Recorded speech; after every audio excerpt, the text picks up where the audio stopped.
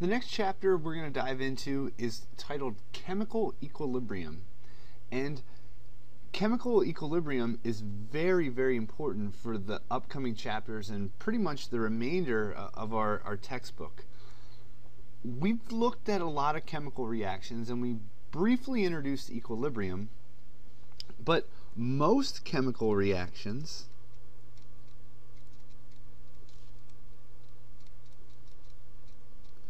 are reversible. And up to this point, we really haven't discussed this too much, but from here on out, we're going to typically look at reversible reactions and how we can manipulate them. So if we give a generic equation, A plus B, and we balance those equations with coefficients, it can be in equilibrium with C plus D. And when the rate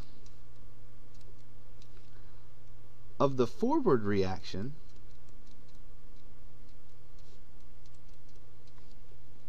is equal to the rate of the reverse reaction, there is no net change in the concentration of the reactants and products with time. The system is said to be in dynamic equilibrium.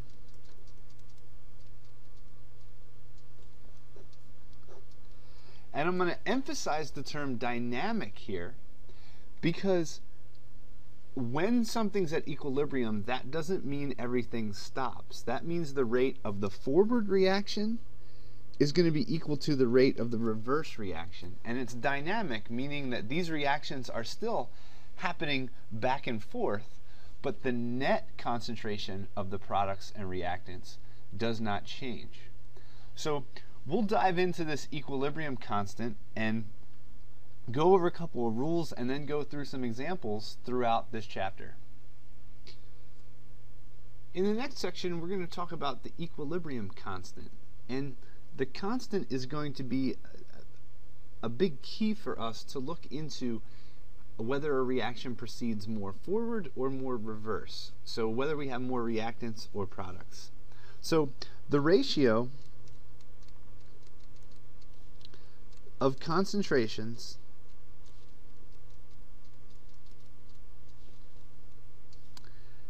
is called an equilibrium constant expression. And we're going to look at the ratio of the products, or the concentration of the products, divided by the concentration of the reactants. And we're also, I want to point out that we need to raise these, or we should say raised to the power of their coefficients. Okay, so for the problem that we have right here, and we're going to be looking into a bunch of different equilibriums. So K is going to be our equilibrium constant. There's going to be something called the Kc, which we're using C standing for concentrations, of products divided by reactants. So for this particular reaction, we're going to take our concentration of C raised to the C power times the concentration of D raised to the D power divided by the concentration of A to the A power times the concentration of B to the B power. So this is going to be our equilibrium expression, and here we have the ratio of the products divided by the concentrations of the reactants. So Kc depends only on the particular reaction and the temperature. It does not depend on initial concentrations. Okay? So if you kind of think about this, and we considered this to be kind of a well, if we were going to place a ball here, we could place the ball here, or we could place it here. It doesn't matter where we initially place this ball, because at equilibrium it's going to end up down here. So here's our initial conditions, and here's our equilibrium condition. That ball or that marble will end up right at the very bottom of that particular well. So if we were going to express this Kc constant for a couple example reactions, consider 2NO gas plus O2 gas in equilibrium with 2NO2 gas. If we were going to write the Kc expression for this particular equilibrium, we would do the concentration of the products, which is NO2 raised to their coefficients, divided by the concentration of the reactants, also raised to their coefficients. So this would be, Kc would equal the concentration of NO2 squared divided by the concentration of NO squared times the concentration of O2. We could also do this for another reaction. For example, 4NH3 plus 7O2 in equilibrium with 4NO2 plus 6H2O.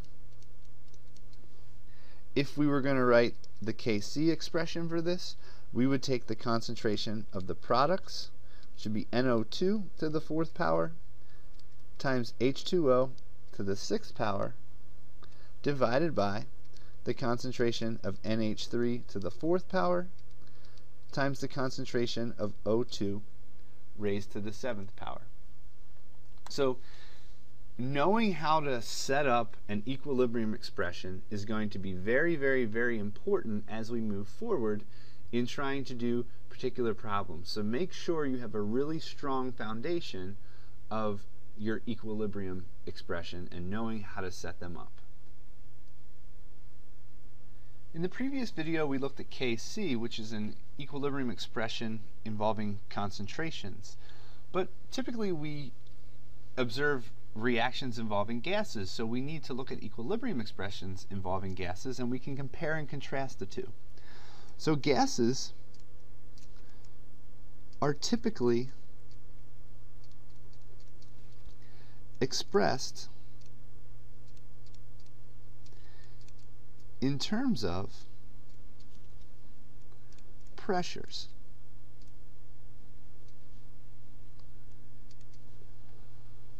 So when gases are involved,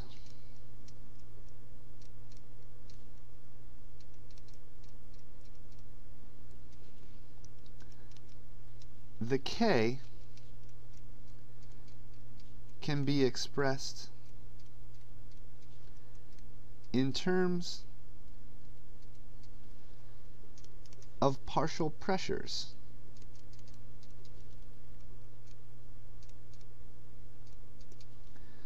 This is known as the Kp. So if we have a particular equilibrium expression that is 2NO gas plus Cl2 gas in equilibrium with 2 NOCl gas, we can write a Kc expression for this to be the concentration of the products, which is NOCl, that quantity squared, divided by the concentration of the reactants, which would be NO squared, times the concentration of Cl2. Our Kp expression we can write as, instead of the concentration of NOCl, the partial pressure of NOCl, that quantity squared, divided by the partial pressure of NO, also squared, times the partial pressure of Cl2. Okay, so the Kp values we need to know are expressed in terms of partial pressures. So what happens when we look at Kp versus Kc, and what is the relationship? So let's look into the relationship between Kc and Kp. So we remember PV equals nRT, and if we rearrange this expression to be the pressure equaling N divided by V times RT, and we look into the units, N is moles, volume can be expressed per liters, and this is like a concentration term. So our concentration term here will allow us to rewrite this equation to say pressure is equal to the concentration times RT. Okay? We can express Kp in terms of partial pressures, so this can be written as Kp. We can express Kc in terms of concentration, so this will be Kc. Okay? Here, we then can multiply this by RT, and the relationship here happens to be between the delta N, or the difference in the number of moles, and this delta N right here is going to be the difference in stoichiometry of gaseous reactants and products. And we'll express this as products minus reactants. So let's come back up here and look at this reaction where we have 2 NO gas plus Cl2 gas in equilibrium with 2 NOCl. We can say that over here on the reactant side we have 3 moles of gas, and over here on the product side we only have 2 moles of gas.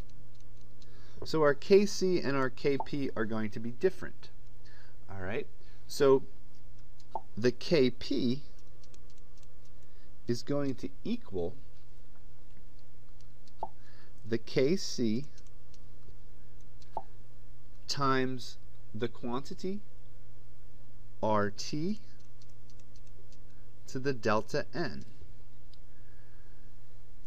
In this particular case, we need to take products minus reactants. So we're going to have our delta N that we can write for this is going to be our Kp is going to equal Kc times RT times 2 minus 3, or to the minus 1 power. So if for this particular reaction we're given the Kp, so if the Kp for this reaction is going to be 1.9 times 10 to the minus 3 at 25 degrees Celsius, we can determine the Kc. So the Kp is going to be 1.9 times 10 to the minus 3.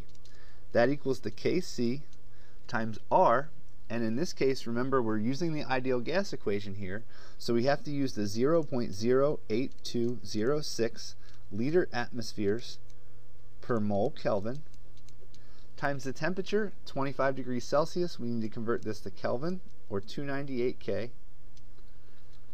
And all of this right here is going to be raised to the -1 power. And our kelvins here are going to cancel.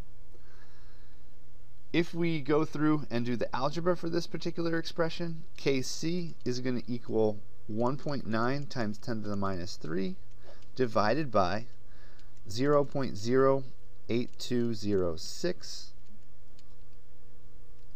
times 298 to the -1 power, and Kc then equals 4.6 times 10 to the -2 molar to the -1.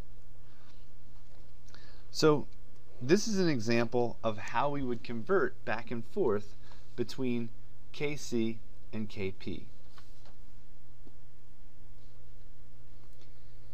In the last video, we determined Kc to be 4.6 times 10 to the -2. But does that mean that's a large number? Is that a small number? And how can we look at these values and kind of get some information about the reaction? So when we talk about the magnitude of equilibrium constants, remember that K is going to be equal to the concentration of products divided by the concentration of the reactants. So if K is large, that means the concentration of the products is going to be much greater than the concentration of the reactants. If K is small, then the concentration of the reactants is going to be much greater than the concentration of the products. Okay, so this has an impact on how the equilibrium is going to shift, or if it's going to lie in the forward direction or the reverse direction. So if we have a very large K,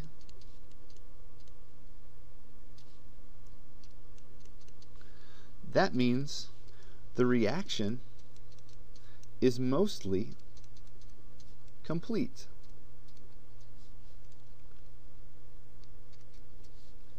And by mostly complete, we mean we have mostly products. Because at equilibrium, the concentration of the products is much greater than the concentration of the reactants. So an example of this is if we have 2 NO gas plus O2 gas in equilibrium with 2 NO2 gas. In this case, Kp is equal to 1.6 times 10 to the 12th at 25 degrees Celsius. So this means we have mostly products. So we are going to have a large amount of NO2 and very small amounts of NO and O2. So we can say that this reaction favors products. If we have a very small K,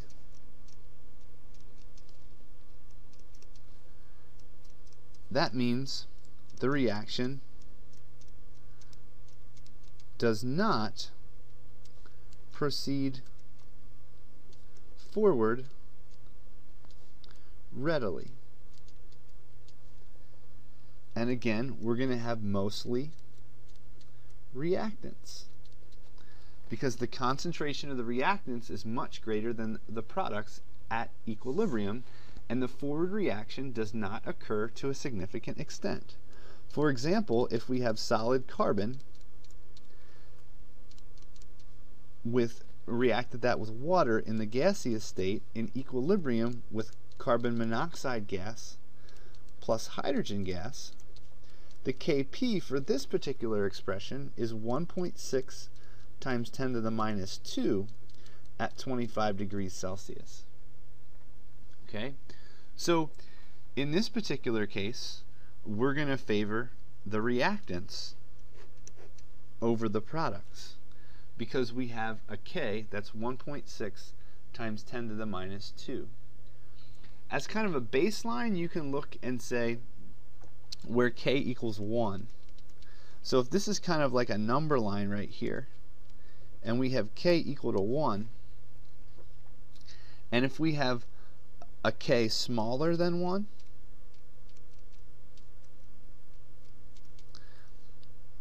we're going to be reactant favored.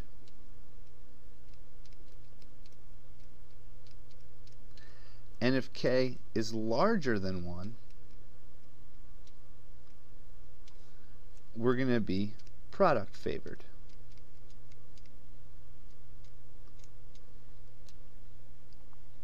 And if we're around close to 1,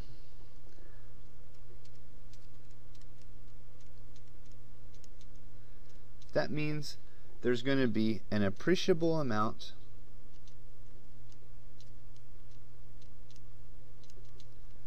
of both products and reactants. So there's kind of going to be, like a little range here where we can have both products and reactants, but over here with values that are less than 0, or values that are greater than 10, we can definitely for certain say that we have either products favored or reactants favored. So the magnitude of K is going to give us a lot of information about a particular equilibrium expression, so make sure you understand how this is derived.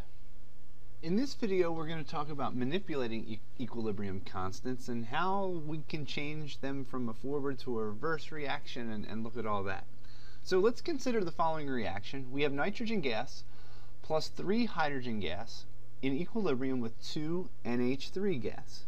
And at 127 degrees Celsius, the equilibrium concentrations are 3.1 times 10 to the minus 2 for NH3, 3.1 times 10 to the minus 3 for hydrogen, and 8.5 times 10 to the minus 1 for the nitrogen.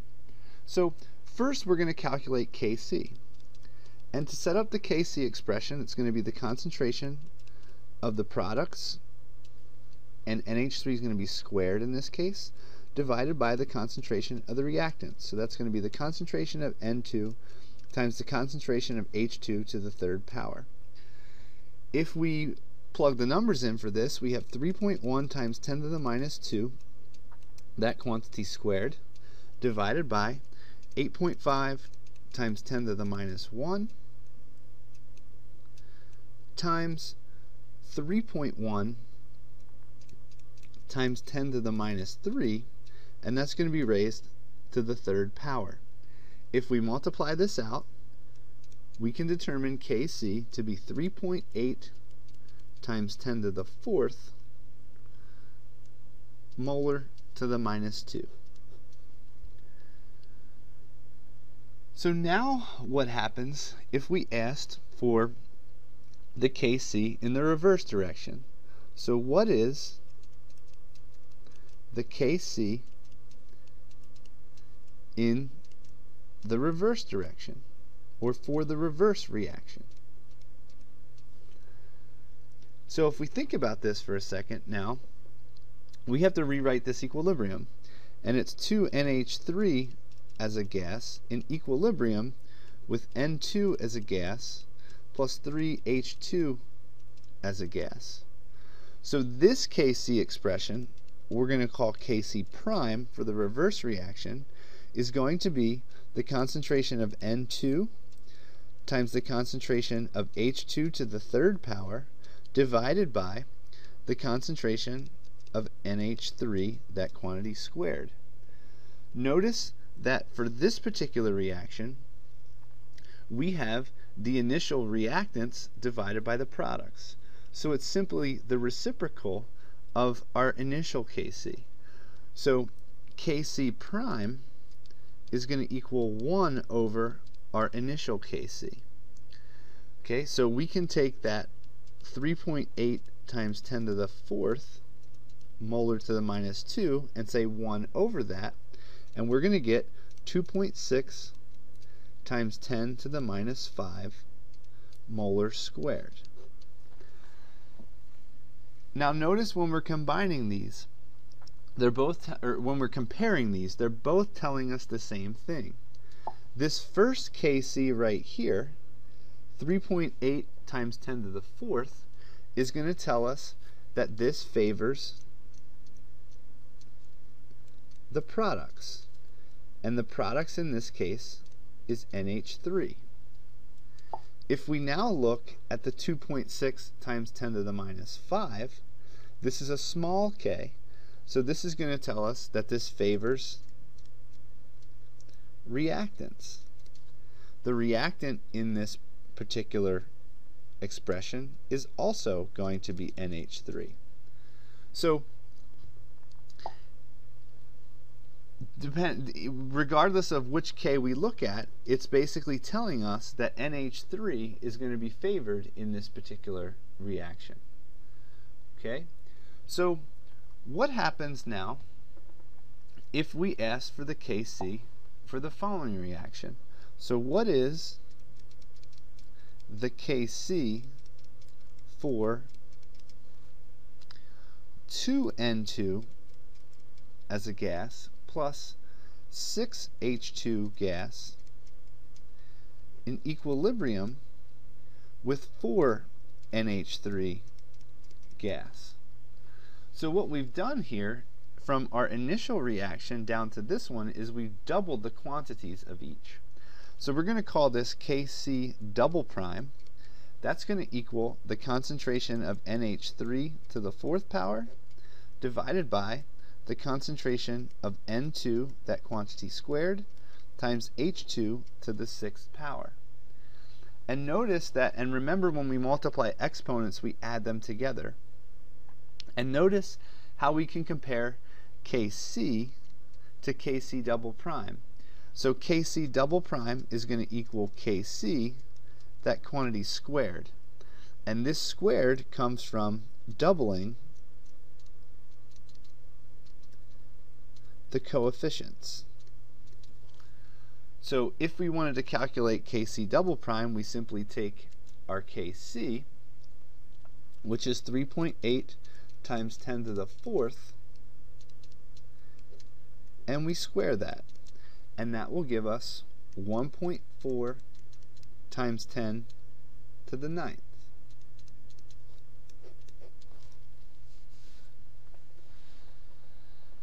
Lastly, we can manipulate the equations kind of however we would like. So what is Kc for, and we're going to give this reaction. We have NH3 gas in equilibrium with 1/2 N2 gas plus 3/2 H2 gas. And we're going to call this Kc triple prime to indicate that it's different from the rest of these. So here we've reversed the reaction and we've taken everything in half. Okay, so we're doing both of these things. So when we reverse a reaction, it's going to be 1 over Kc.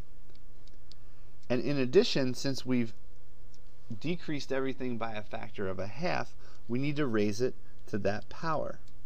So here Kc triple prime is going to be 1 over the Kc to the 1/2 power.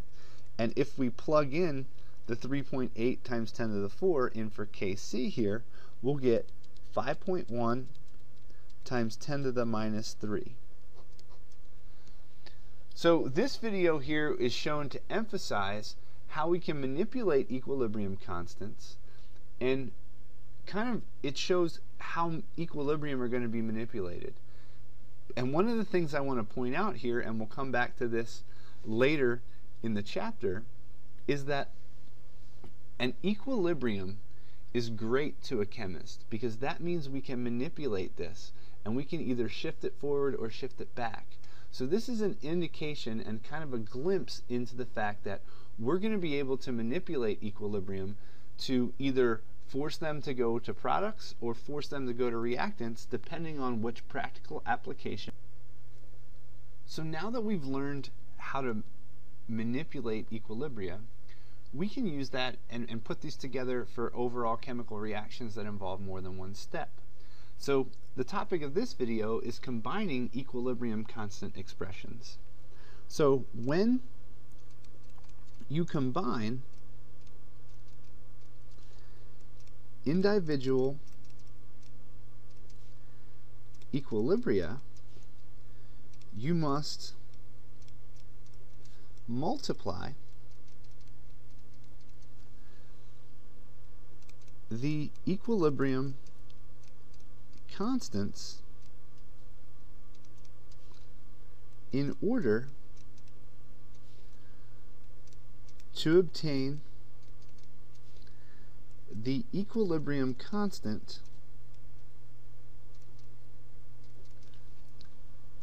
for the net reaction. So let's consider the following. So we have two steps here. The first is N2 gas plus O2 gas in equilibrium with 2NO gas. The Kc at 25 degrees Celsius for each of these is going to be equal to 4.1 times 10 to the minus 31. Our second reaction here is going to be N2 gas plus 1/2 O2 gas in equilibrium with N2O gas. Our Kc is equal to 2.4 times 10 to the minus 18. So what is the Kc at 25 degrees Celsius for the following reaction? N2O as a gas plus 1/2 O2 gas in equilibrium with 2NO gas. So we have to figure out how to first of all come up with this overall equation. So if we look here, N2O shows up as a reactant in our case here that we're solving for, and as a product in the initial set of reactions. The O2 gas shows up here and in two places up here. The NO gas shows up here and also shows up here, both as a product. The nitrogen only shows up in these first two equations right here, and that indicates to us that it will be an intermediate. So in order to get each of these here, we're going to need to do two things. We're going to have to reverse reaction number 2, and we're going to have to use then reaction number 1 and add them together. So if we reverse reaction number 2, that gives us N2O gas in equilibrium with N2 gas plus 1/2 O2 gas. The Kc for this expression is going to be 1 over 2.4 times 10 to the minus 18. Because remember, when we reverse a reaction, we need to do the reciprocal. The first reaction then is going to be N2 gas plus O2 gas in equilibrium with 2NO gas. So the Kc of this is going to be 4.1 times 10 to the minus 31, which is what we have here. Now we need to add these two together. The nitrogens are going to cancel out. We have N2O gas over here on the left-hand side. We also have an O2 gas, but we have a 1/2 of one over here. So this is going to cancel out with that, and we're going to have a 1/2 left over here. So we have N2O plus a half O2 in equilibrium with 2 NO gas, which is what we were asked for. And now we have to figure out what the Kc of this is. So if we're determining an equilibrium constant for a net reaction that's made up of 2 or more reactions, the Kc, or the equilibrium constant, is going to be the product of all of these equilibrium constants. So it's going to be 1 divided by 2.4 times 10 to the minus 18 times 4.1 times 10 to the minus 31. When we go through and multiply these out, our Kc is going to equal 1.7 times 10 to the minus 13. And this is going to indicate that this will not go forward very far, and it's going to favor the reactants. So when you're combining two equations together to get a net reaction, you have to be able to manipulate the steps of that reaction, use the same tactics that we did in the previous video. Then when we add up all those equations, when we add our two equations here, we're going to multiply the K values to come up with our overall K for the net reaction, which in this case is 1.7 times 10 to the minus 13. A lot of the equilibria we've been looking at in this chapter is all been of the same phase, or a homogeneous equilibria. But now let's look at what happens when we have more than one phase present in a particular equilibrium expression. So because their concentrations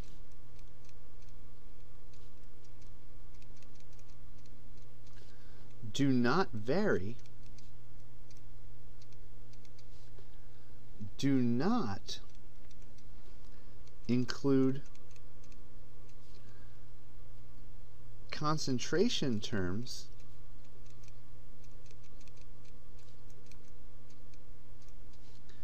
for pure solids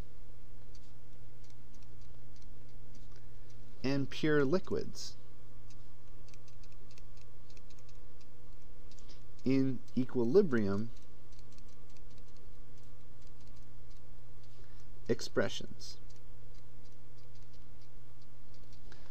So if we look at a couple examples of this, if we took calcium carbonate, which is a solid, and that's in equilibrium with calcium oxide as a solid, plus CO2 as a gas, we can write a Kc expression for this to be the concentration of products over reactants. But remember, we do not include concentration terms for pure solids.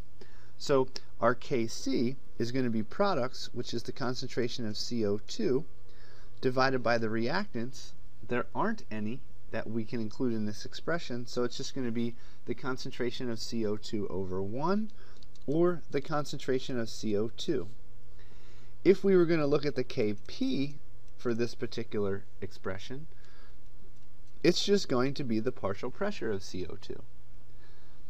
Remember that the Kp is equal to the Kc times RT to the delta N. Here we're going to have 1 mole of gas as a product, 0 as a reactant, so it's going to be Kc times RT to the first power.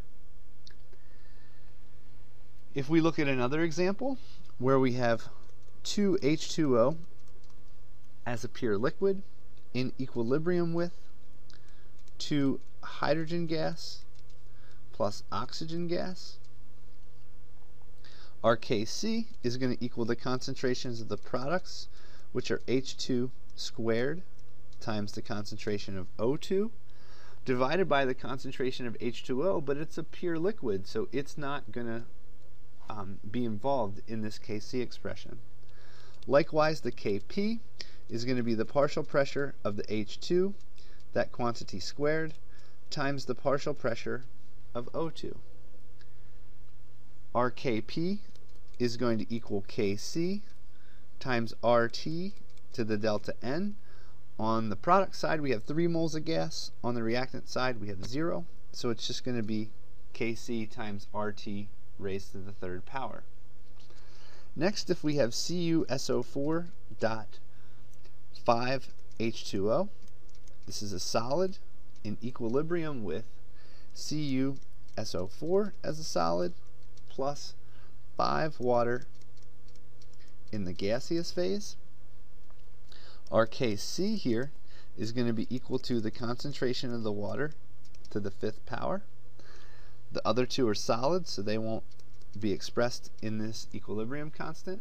The Kp is going to be the partial pressure of H2O to the 5th power, and our Kp is going to equal the Kc times RT to the delta N, which is going to be 5 minus 0, or 5. So here's how you would set up equilibrium constants if you have heterogeneous reactions and those that involve solids and pure liquids. In this section, we're going to talk about the reaction quotient Q. And everything we've been discussing so far deals with equilibrium constants. So here I have nitrogen gas plus 3 hydrogen gas in equilibrium with 2 ammonia gas. If we would want to write the K for this particular expression, it would be the concentration of NH3, that quantity squared, divided by the concentration of N2 divided by the concentration of H2 to the 3rd power. And all of these concentrations right here, so all concentrations are equilibrium concentrations. So if we look at this graph here, and we look at the concentration of hydrogen, nitrogen, and ammonia as a function of time, here we have the concentration of hydrogen and nitrogen being consumed, and NH3 is going to be produced. Right about this point right in here, we can say equilibrium is reached. And notice that when we reach equilibrium, the concentration of hydrogen, ammonia, and nitrogen remain relatively constant. The question is, what happens to these concentrations here over on the left-hand region of our equilibrium dotted line, and how can we use those concentrations to predict whether or not an equilibrium is being reached? So we come up with something called the reactant quotient, which is Q. And Q is set up the same way as the K, which we have the concentration of NH3, that quantity squared, divided by the concentration of N2 times the concentration of H2 to the 3rd power. For K, we have to have equilibrium concentrations, or the concentrations to the right of the dotted line in this graph. For Q, we can use any concentration. And that means that as a function of time, we can use this at any point in time. So for our K expression, we used equilibrium concentrations. For Q, we can use any concentration along any point of these in this particular graph. Okay? And what we can say is that K is a specific value of Q at equilibrium. And the values of Q and K can be compared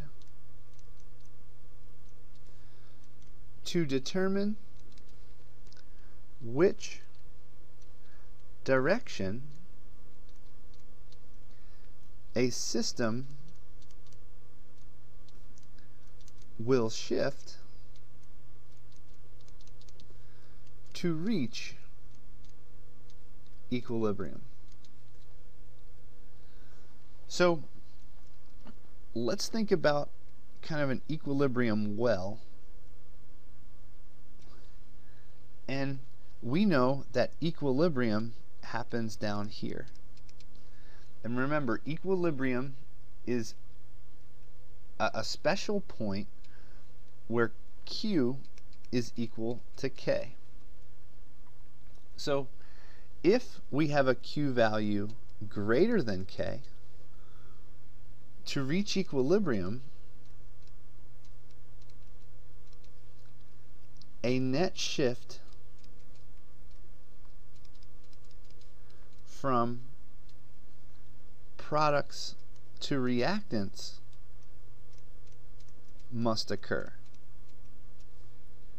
So we're going to shift down this way from products over to reactants, or we can say there's going to be a shift to the left in a reaction involving A in equilibrium with B. If, on the other hand, Q is less than K, we can say that to reach equilibrium, a shift from reactants to products must occur, or we're going to shift to the right in order to reach equilibrium. So there's going to be a shift going this way. So by comparing Q and K, we can figure out where we are in terms of a particular reaction and which way that equilibrium will shift in order to reach equilibrium. So by varying these concentrations and changing these concentrations, we can see where we are in a particular reaction sequence, and this will allow us to predict how an equilibrium will shift. And in the next section, we're going to cover something called Le Chatelier's principle. And Le Chatelier investigated equilibrium into great detail and came up with a set of rules in order for us to figure out how an equilibrium will shift. So now we're going to do a couple example problems involving these equilibrium expressions that we've been discussing. So here we have hydrogen gas plus fluorine gas in equilibrium with 2HF. The Kc at 298 K is 1.15 times 10 to the third, and we are asked to calculate the equilibrium concentrations of all species, assuming 3 moles of each component was added to a 1.5 liter flask.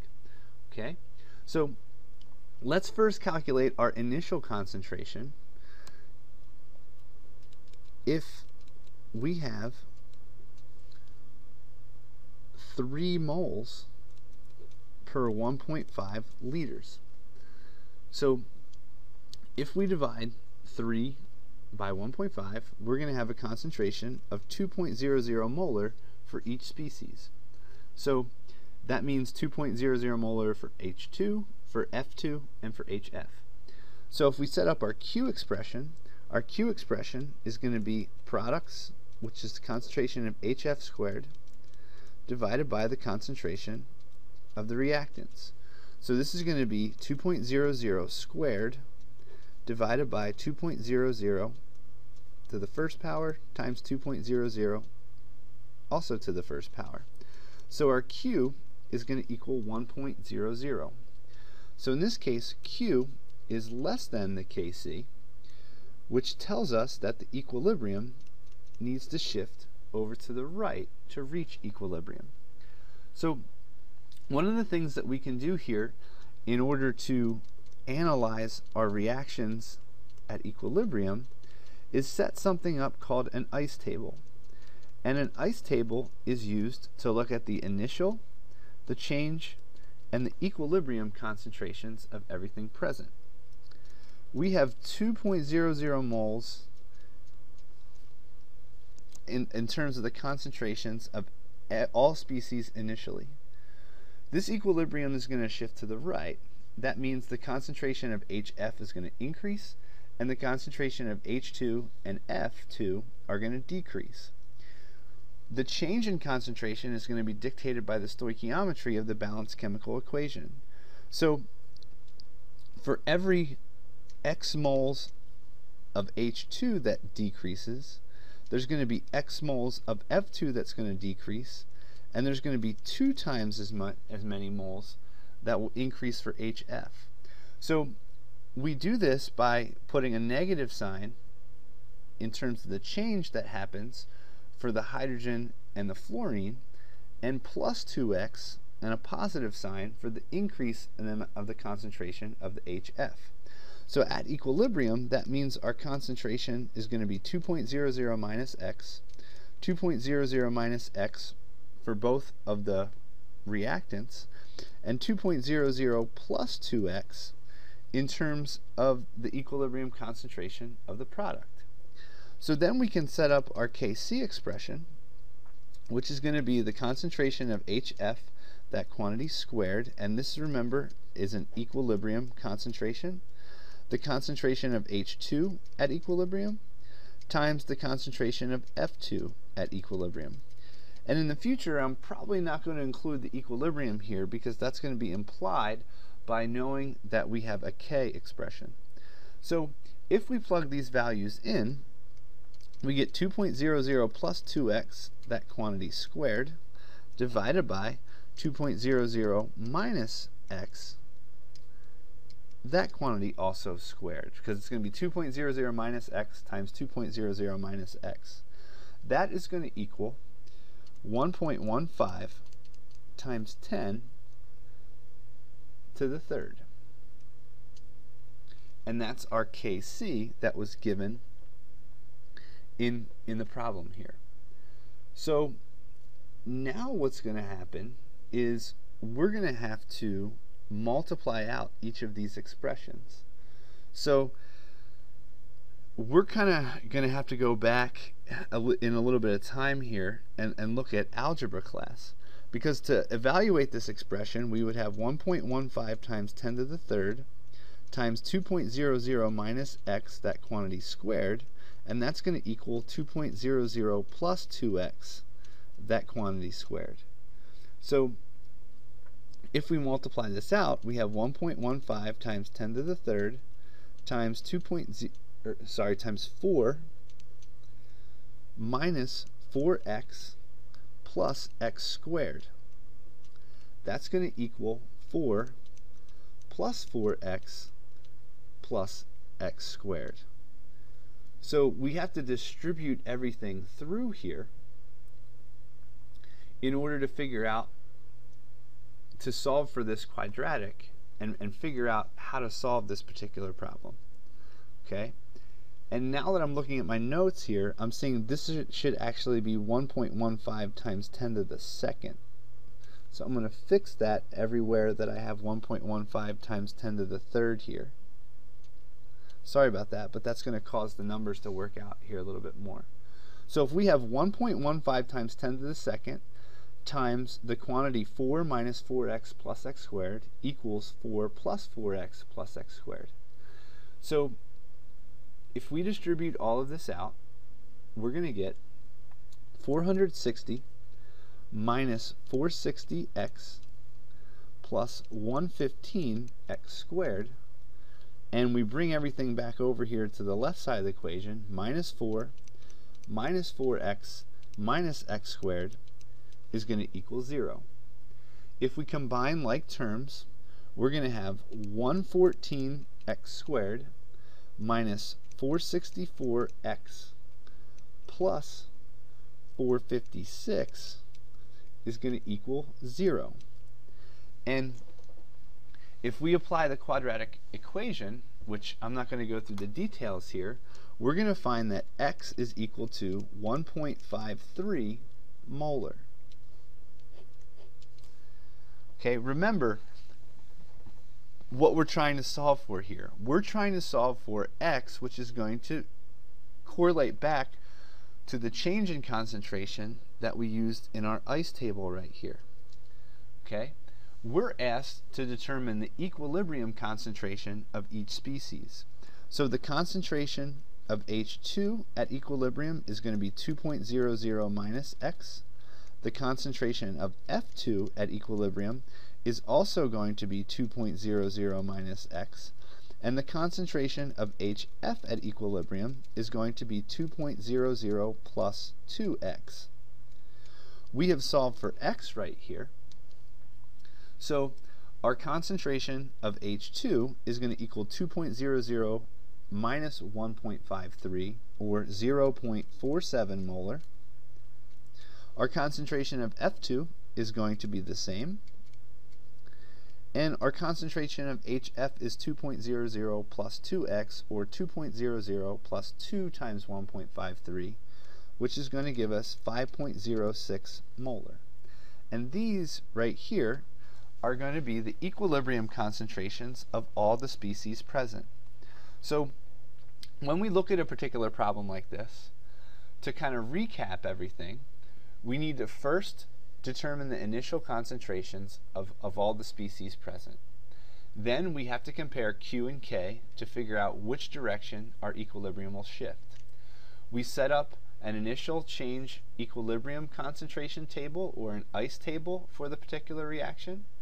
We then can solve for the equilibrium concentrations in terms of X, or how they would change. We plug those in to our K expression. More than likely, we'll have to use some type of quadratic equation to solve these particular equations. So we plug that in, do the algebra, use the quadratic equation, solve for X, then go back to the equilibrium concentrations in the ICE table, use the X that you've calculated, and then plug that back in for our equilibrium concentrations, which are listed right down here as 0.47 for hydrogen and fluorine, and 5.06 for the HF. So for this problem, we have 3.0 moles of hydrogen and 3.0 moles of fluorine gas are mixed in a 3.0 liter flask. The Kc is 115 at 25 degrees Celsius, and we need to calculate the equilibrium concentration of each component. And here we have H2 gas plus F2 gas in equilibrium with 2HF. So here we need to calculate our initial concentrations of each component. So our initial concentration of H2 is going to equal the concentration of F2, and it's going to be 3.0 moles divided by 3.0 liters, or 1.0 molar. For our concentration of HF, initially there isn't any present, so that concentration is going to be 0. So this is going to enable us to use our ICE table, and we can add the concentrations, 1.0 for each of the gases on the left, and 0 for the HF. Since there is no gas over here on the right, that means the equilibrium must shift over to the right. So there's going to be plus 2x for the change in the moles of HF, minus x, and minus x for the change in concentration of the fluorine and the hydrogen. So that means at equilibrium, we have 1.0 minus x for the hydrogen gas concentration, 1.0 minus x for the fluorine gas concentration, and 2x for our concentration of HF. So if we set up our Kc expression, it's going to be the concentration of HF, that quantity squared, divided by the concentration of H2 times the concentration of F2.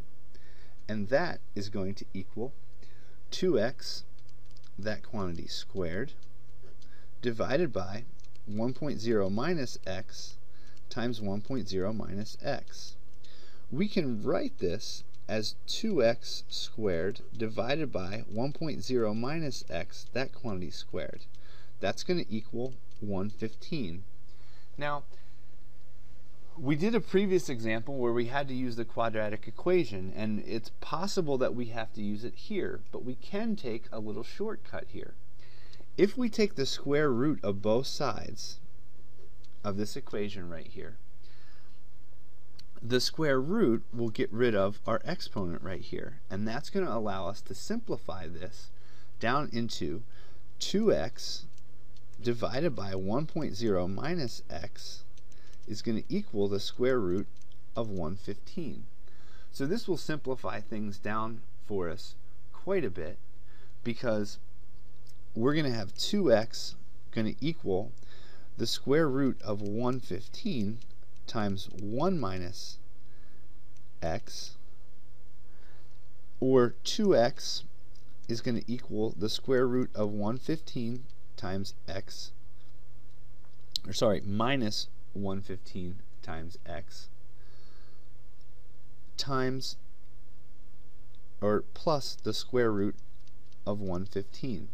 So if we put everything over on the same side of the equation, we can say that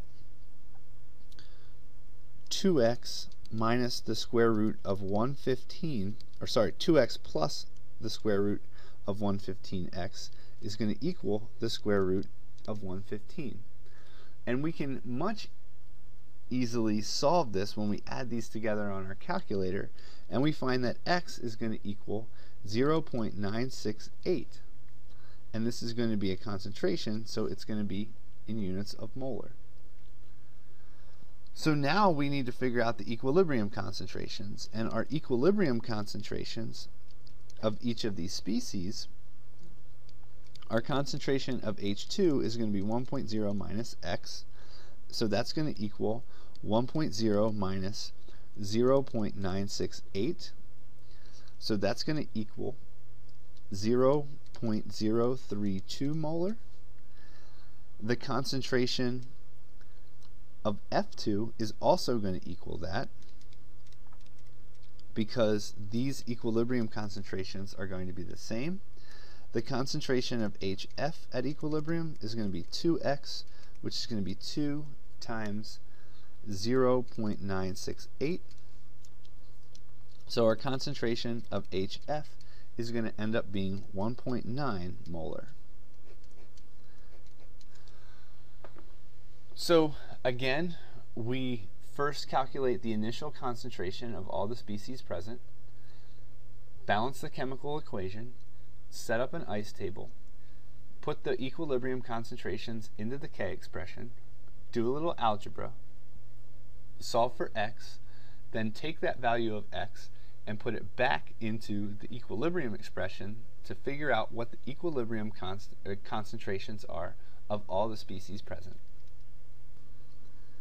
This next section, which is titled Le Chatelier's principle, is very, very, very important. Chemists love to be able to manipulate things, and Le Chatelier researched how equilibria can be manipulated. So Le Chatelier's principle is used to qualitatively predict the changes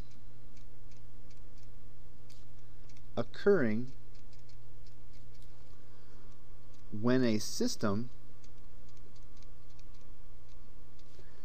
at equilibrium is disturbed.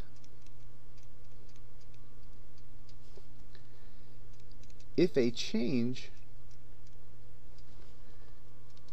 is imposed on a system at equilibrium, the position of the equilibrium will shift in a direction that tends to reduce that change.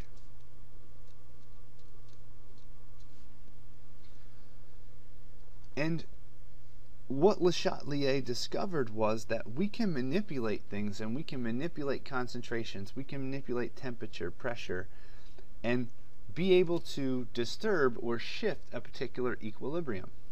So in the next couple videos, we're going to look at how concentration, pressure, temperature, inert gases, and a catalyst can influence these equilibria, and we'll use Le Chatelier's principle to be able to predict whether or not an equilibrium will shift forward or in the reverse direction. Le Chatelier's work opened the door for us to analyze effects of manipulating equilibria. And we can do that in a variety of ways, and the first way we're going to look at is the effect of changing the concentration. So here we have the same equilibrium we discussed earlier, where we have nitrogen gas plus 3 hydrogen gas in equilibrium with 2 ammonia gas.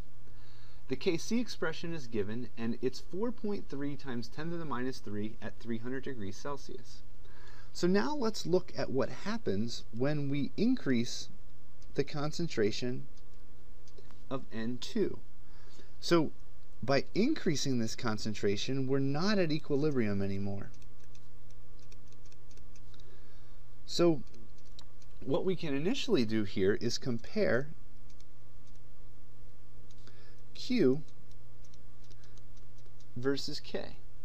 And what happens when we increase the concentration of N2?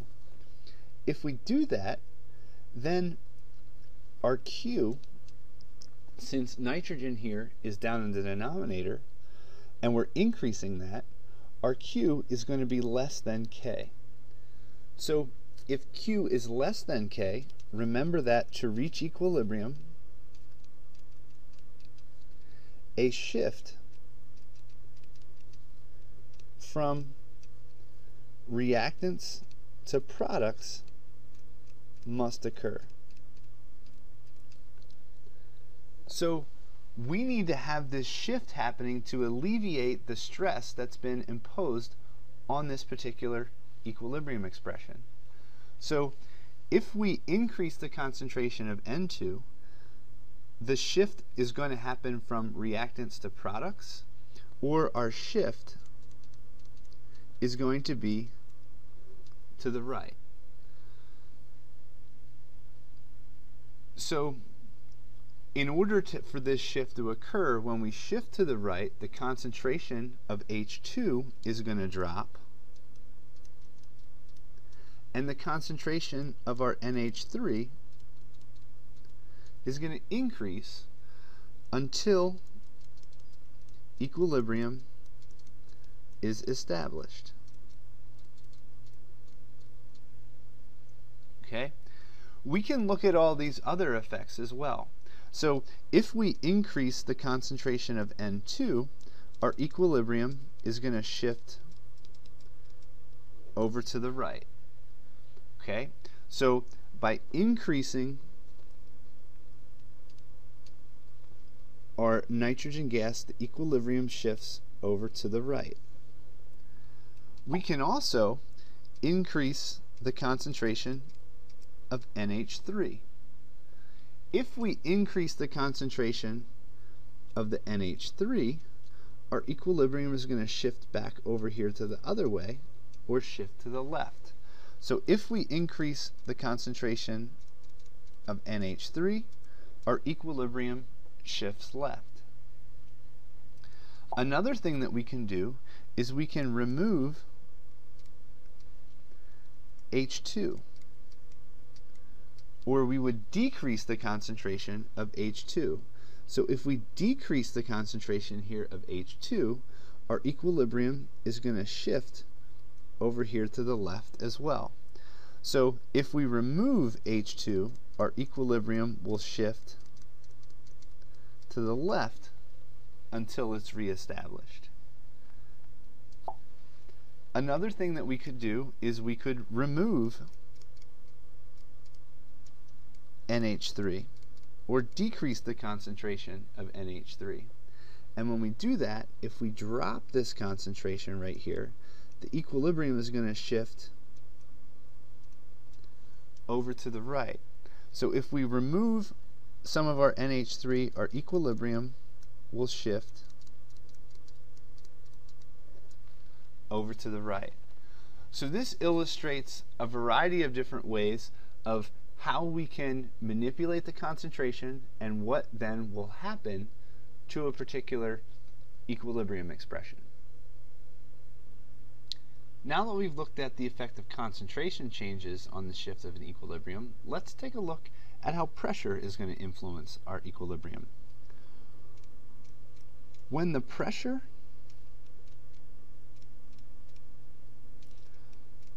on an equilibrium mixture involving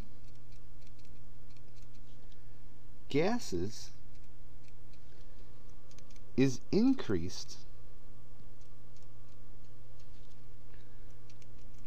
the reaction will shift in the direction in which the number of moles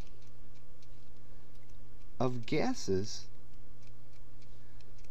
becomes smaller. So again, let's look at our equilibrium expression that we've been analyzing. Nitrogen gas plus 3 hydrogen gas in equilibrium with 2 ammonia gas. And if we look here on the reactant side, we have 4 moles of gas. On the product side, we have 2 moles of gas. So if we increase the pressure, and remember, when we manipulate the pressure, we're also going to manipulate the volume, so that means the volume is going to decrease here. When the pressure on an equilibrium mixture involving gases is increased, the reaction will shift to the direction in which the number of moles of gases becomes smaller. So this is going to shift in the direction of the products in this case, because we have 4 moles of reactants and 2 moles of products. So here our equilibrium is going to shift to the right. If we decrease the pressure, which means our volume will increase, our equilibrium is going to shift to the left in this case, because we have, again, 2 moles of products, 4 moles of reactants. If we look at another example, which is PCl3 as a gas, plus 3 NH3 as a gas in equilibrium with PNH3 as a liquid plus 3 HCl gas, we need to compare the number of moles of gases on the left-hand side of the equation and then the right-hand side of the equation. And sorry, this PNH3 is a gas, not a liquid. So we need to compare the number of moles on the left and on the right. So we have 4 moles of gas over on the left and 4 moles of gas over here on the right. So if we increase the pressure, we're going to notice no effect on equilibrium. And the reason for that is the number of moles of gas is the same on products and reactants. Okay, so the pressure and volume will have no effect on the equilibrium if the number of moles of a particular gas is the same. So in the next video, we will look at the effect of an inert gas on equilibrium. In this video, let's look at the effect of an equilibrium by an inert gas, temperature, and a catalyst. We'll start with an inert gas. When an inert gas is added to a system at constant volume, there is no effect on the equilibrium. But when an inert gas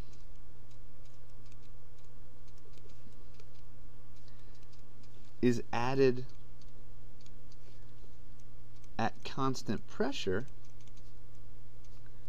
which means our volume needs to increase, the equilibrium will shift to the direction with a greater number of moles of gas. So these are the two statements you need to keep in mind when you're looking at an inert gas. How about temperature?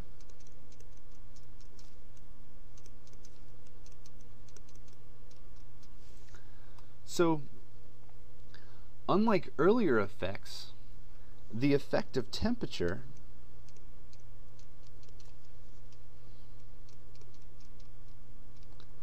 not only changes the equilibrium position,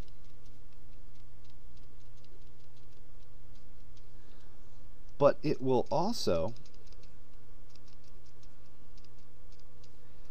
change our equilibrium constant K, because K depends on temperature. So one of the things we have to look at in our particular equations is if we have nitrogen plus 3 hydrogen gas in equilibrium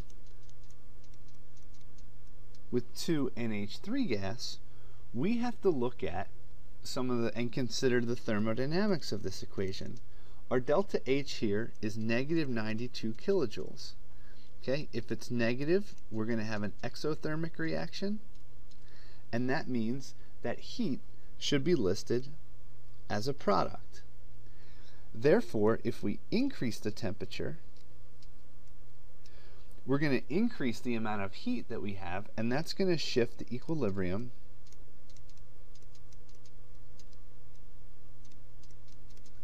to the left. If we decrease the temperature, that'll shift the equilibrium to the right. If we have an endothermic reaction, the reverse will be true, because in an endothermic reaction, heat is going to be a reactant and not a product. So then lastly, if we look at the effect of a catalyst, we can say that a catalyst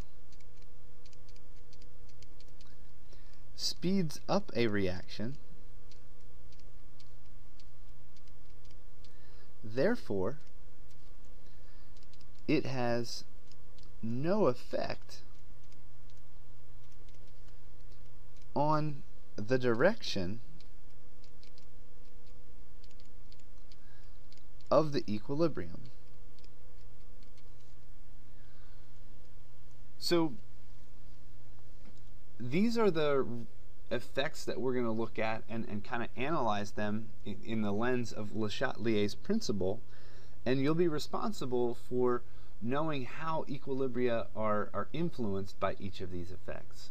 And in the next couple videos, we'll go through several example problems of calculating equilibrium constants, having equilibrium manipulated, and we'll kind of wrap up this chapter so we're prepared to solve some of the problems that we're going to do in the next couple chapters involving acid-base and manipulating equilibrium expressions.